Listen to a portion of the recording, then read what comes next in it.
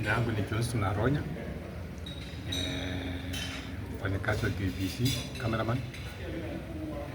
Nimefanya more than 30 years. Ile kitu nimependa kuambia Wakenya, tunapenda nchi yetu, tunapenda vizazi vya kesho angalau kuwa na pahali pa kuita Kenya. Tukiharibu Kenya, hakuna pahali tunaenda. Sisi wote tulikuwa tumejaribia. So tunaomba wapenda amani, mkuwe na amani, usiharibu Kenya, na wale wadanganyifu wanadanganya watu waharibu Kenya, afadhali mnaharibu kizazi ya kesho.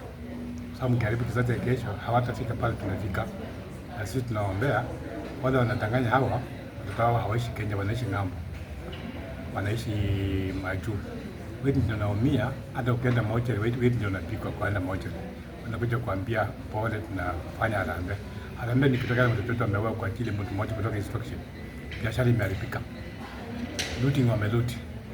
Mtu kitu shilingi 20,000 mtu anakusia shilingi 2,000 because haja lose anything. Hii ndio Kenya tunataka kweli. Naomba amani kwa Kenya. Endelee mzuri. Na tukumbuke vizazi wa kesho. Because hata sisi kama wazazi wa kesho wajana wangeharibu nchi, hatungekuwa na nchi. Yote.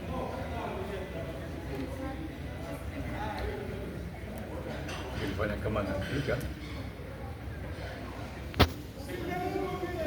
Naomba tuwe na peace. Bila peace, hakuna pa kuelekea.